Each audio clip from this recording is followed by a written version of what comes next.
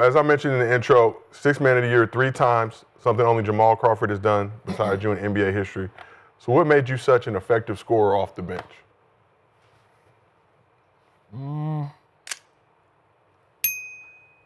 I knew I only had a short amount of time to make it happen. That was one of the things that I had to get adjusted to, being wired for that. And I was kind of naive. I didn't even understand what being a six man was. I was so young and still trying to figure out how to stay on the court that it really wasn't even like a thing to me. They had to tell me that J.R. Smith beat me for the Sixth Man of the Year award early in my career. It wasn't on my radar. It wasn't something I was going for. I was just hooping. And they just came in and was like, hey, by the way, you came in second in six-man voting. I was like, what the fuck that mean? What does that mean? I literally didn't understand what it meant until then.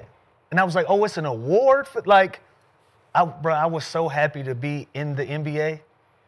Personal accolades and awards never crossed my mind. I was just a wide-eyed kid, I'm really living my dream. Yo, so how was that coming off the bench? Because you came out of high school, yeah. right? So star starting and everything. How was that adjustment? The adjustment for me was, I knew that I wasn't gonna play.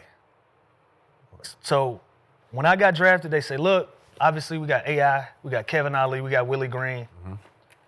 You 17 years old, we're gonna bring you along. You 2 years out. That was what I was told from the beginning. You 2 years out. So knowing that, I went in there was like, well, all right, ain't no pressure on me. Ain't no pressure for me to be effective soon, so let me just keep working on my game. First year, I played in 23 games. I probably played less than 7 to 8 minutes in those 23 games. Second year, I felt like I was there. You know how you competing in practice and you busting motherfuckers. You like, all right, I'm ready. Still no time. So my agent and I, we was just like, yo, he got to get on the court. And at the time, it was the D League instead of the G League. It was the developmental league. Okay. So they sent me down to Fort Worth, Texas. And I got there on a Monday. Played in 3 games. Had 40 in all 3 games, by the way. The Mad Ants? What was it for? Flyers. Fort Worth Flyers. Got on a 9-hour bus ride to Little Rock, Arkansas. Literally 30 minutes of me getting in my room, I get a call on in the hotel room, hotel phone, say, yo, we need you to get to the airport fast as you can and get to Philly. They need you up there. I said, what happened? They said, turn on the news. They traded AI. AI gets traded. I get to Philly at halftime of the Wizards game. And I played the whole third and fourth quarter and never looked back. Never looked back. So I'd never had the opportunity to really digest where my career was going. I got through in the fire and it just never stopped from there. Then I'm averaging 20-some points a game, starting the whole 9, got my opportunity, break my jaw. 6 to 8 weeks. Guess who they bring back to the Sixers? AI. AI. I get healthy to get back on the court. They say, yo, we're going to bring you off the bench because it won't be good for AI mentally for him to come off the bench in Philadelphia. Hell yeah, that makes sense to me. You know what I'm saying? That makes sense to me. I wish I would have just fought that a little bit more. I wish I would have fought, not because of AI, but because of where I was. Where you was going. Because of where I was and where I was going. If I was more business savvy and how the business worked at that time, I probably would have asked for a trade or something. Nah, but again, that's my big bro. You was there, he was there when you got there. Yeah, that's big dog to me. Yeah. So of course you got it. You know what I'm saying? And from there, it was like 1 year I was on the bench, and then the next year it was the bench, and then after that, that's just what I was. I got Dang, the Wizard's curse. I got No, that's the Wizard's curse right there. I just thought about that. Yeah. Nah, the broke jaw. Antoine Jameson. Antoine Jameson broke my jaw. The Wizard. And then the coach. Game, Who's the coach? Eddie Jordan. Wizards. Yeah. Damn. Oh shit. Never thought of that. That's a lot of Wizards energy, man. I should have been on that damn documentary. A lot of energy. But to your question, bro, I never had a chance to really map my career out how I thought it should have went. Right. You know what I'm saying? Never had that opportunity. You thrived in that role that they put you in, right? You thrived in that 6-man role, and to your credit, like you didn't know it was a thing. You just like, I'm a hooper, right? Whatever And I was comes with it, hooping. I'm a hoop, right? So whatever comes with it, I'm a hoop. We all like watched you and was around like, man, he ain't no bench player, man. Do the starter, right? Yeah. It just, but they needed someone in that role, right? When things weren't going well as a starter, they needed a bucket, they needed this, they knew what they had in their back did it pocket, too, right? I did it too well. You did it. You I did played it too that? well because they like, Yes. well, we can just keep him there, bring in another guard to start, and now then- we got a strong bench, and now we got a strong starter. And if he And get I the should've- starter get hurt, we know he can start him for a few games. We ain't losing nothing. And I ain't gonna lie, fucked up role. as much shit as people like to give Doc Rivers, he's the only coach in my career besides the other guy that coached me early in my career. And I ain't talking about Mo Cheeks. I got love for Mo Cheeks. If y'all look out it Mo up, Cheeks. it was Doug Collins. And me and Doug we ain't get along. They the only two coaches that started me, that took a chance and was like, we feel like you can play starter minutes and start for us. Yeah, it was the business of basketball that kind of got you fucked over. The business fucked me for sure. Yeah, because it's this. It's you, Ginobili, right? It's the great 6-men that are better than someone that's starting. So if I start you, you're gonna average 20. If I bring you off the bench, you're gonna average 20. The only thing that changes with those 20 is a tag. Yeah. You start, you got to get paid starter minutes. No, That's 80 million. No, facts. Coming off the bench as a 6-man, there's a cap off because all these other 6-men, you got to get paid this. So when you start seeing players that's like, oh, they're really starters, and they're still coming off the bench, it's because of they're trying to hold the value of them down. So then you became very cheap for a guy who was averaging 20. For what I was doing, yeah. Yeah. So it's like, and that's usually what ends up happening to very good 6-men. And he'd be like, yo, why hasn't he? It's the money. They're like, we want the 20 points, but we don't want want to pay him for We it. don't want to pay him. And he adds to this cap. That's another 30, 40 million a year. I'd rather give him like 8 and 9. And by the time that it was, everybody at that time was campaigning for me to get paid. Yep. I remember all my peers was like, he got to get paid. But by the time that came around for me, man, I was so concerned with being moved. People don't realize I played on 3 teams in 6 months. Damn. I played on 3 teams in 6 months. People don't realize that I was with the Lakers. I got traded to Houston mid-season, traded back to LA to the Clippers over the summer. So that's in a 6-month span. I'm in 3 different jerseys. I'm fighting for my career. Right. So by the time, when it was time for me to get paid, I'm like, bro, I just want to be settled. Yeah. You dig what I'm saying? So what I do, I signed a comfortable deal to stay in LA with the Clippers because I finally found a home where I was comfortable with the organization, comfortable with my teammates.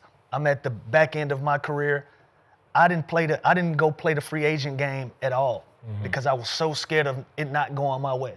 And the couple teams that was willing to pay me, I was like, I don't want to go there, and I'm comfortable here. So I missed the boat all the way around. It was just timing. Timing was never on my side in my career. So speaking of time, let's take it back to the beginning of your career. 17 years old, Donald's All-American. You decide to go to the league, get drafted in the 2nd round to the Sixers, Allen Iverson Sixers. What was that experience like for you going from high school to being a 17-year-old in a locker room with Allen Iverson, some of the other vets, grown-ass men, if you will? It was incredible because them guys could have made that shit so hard for me, man. They could have made that route so difficult for me, but they knew I was a kid, and they protected me like big brothers should. Not just AI. I had Doug Overton. I had C. Will, Stephen Hunter, man. I had Willie Green. I had Kevin Ollie. I had Tony Batiste. I had so many OGs around me at that time. Yeah. I had real OGs, and as I say these names, y'all think about their personalities. Like I had real OGs that took good care of me, man, and it was a healthy competition. Like I would battle Willie Green every day in practice, but still embrace me. I would battle KO, still take me to chapel with him. I battle AI, still take me under his wing. You know what I'm saying? Like they brought me along as the little homie. So I couldn't have, even though I was a second round pick and it didn't go exactly how I wanted it to go, I thought I was going to be a late first rounder, but I wasn't in shape in my pre-draft workouts, so I ended up sliding to the second round. But I couldn't imagine being on a different team than I was coming into the league. See, that'd be my problem. You wasn't in shape for pre-draft. If I'm evaluating talent, I'm evaluating the talent, right? You being in shape in June, but the season's in October, November has no impact. Like, you know what I mean? Like but I also was in a draft class of heavyweights: Chris Paul, Darren Williams. Like I was in a draft class with them guys. You know what I'm saying? And so yeah, I was good, and I was Naismith, I was McDonald's, but they was doing their thing at a college level. So that draft class kind of put me in a trick bag, and that's where it put me. I was supposed to go. Miami had promised me at 27 that they were going to take me if I was still on the board. But at that time, Wayne Simeon was still on the board. Y'all remember Wayne Simeon at Kansas? Mm-hmm. National Player of the Year. He was the National Player of the Year at Kansas that year, and he was still on the board, and they ended up taking him. Then after that, I didn't work out for anybody past Miami. The Atlanta Hawks had the first pick of the second round, and they said, hell no, we ain't picking him. Because they had picked Josh Smith the year before. Mm-hmm. And they said, we're not going to have two hometown kids sitting on our bench not getting playing time in Atlanta. Yeah. We're not doing that. So Atlanta didn't take me, and the only thing I had on my side was my agent at the time represented Mo Cheeks, and they had the 45th pick. And so he was like, yo, if y'all ain't doing nothing with that pick, y'all might want to take a look at this kid. And that's how I ended up getting drafted. Without that, ain't no telling if I'd have went undrafted or what would have happened. So you talk about that draft, 45th pick, loaded draft class, but you ended your career with more career points than everyone in that draft class except for Chris Paul. So what does that mean to you? That mean I'm underpaid. That's all. But we all knew that. That just mean I'm underpaid. But I can't wear that shit on my sleeve. It's over and done with. It went how it went. I had a fucking ball, man. I lived my dream, and I got the respect of my peers that I was a real hooper. Yep. That's validation enough for me. Yep. Every time I sit down with the likes of these guys, man, and I get my flowers and my game is respected, that's enough for me. Yeah. So I was young. I was young when I saw you and Monte play on ESPN. That's fine. When y'all was 17. The high school? Yeah, that's when I knew. That's I've been a fan since then. So was college was you going to the league just a foregone conclusion, or were it? Yeah. I wasn't going to school. No school was. I never could wrap my mind around the 6 a.m. workout shit and not have nothing to eat. So it wasn't. So the thing is, right? I never could wrap my mind around that. It wasn't every school though. That's the thing. So right, to peep this, right? Go ahead. I had two schools, because I didn't have no grades and shit coming out, right? I had two schools that was interested in me. It was Temple and Cincinnati. Yeah. Temple did that shit. Cincinnati didn't. Yeah. See, hey, I didn't want to take the chance. He said that. He told me that shit in real time, dog. I lost interest in real time. I'm with you. We practiced at this time. And my brain went the same. Like, who played basketball at that time? Yeah. I'm like, hey, nah, I ain't going there. I started playing with my niece. She was a baby. I was like, yeah, this shit ain't, I don't know what's going to happen, but it won't be Temple. Yeah. So I dig it, but nah. I never could wrap my mind around the whole. That was my advantage. 6 a.m. workouts, and Sebastian Telfair kicked the door open for me. I remember being at USA camp out in Colorado, and all of us, me, Monte, CJ Miles, everybody that ended up going to the league out of high school, we were watching the draft. And I never forget Sebastian going 13. And my eyes lit up because at that time, no small guards had went out of high school yet. Everybody else was built like me already. Yeah, 6'4", like Deshaun Stevenson, I think, was the first guard. All of them guys were like men. Mm-hmm. And shit, I'm 6'1", 180 today. So imagine 2004, 2005. You know what I'm saying? And I was like, there's an opening for me. It's a market for me to be able to do this. And from that point on, I was like, I'm going to the league. I don't care how I go. I'm training myself to go league. That's how I looked at it. Yeah, you was right. So you were able to carve out a legendary career for yourself, play with some legends.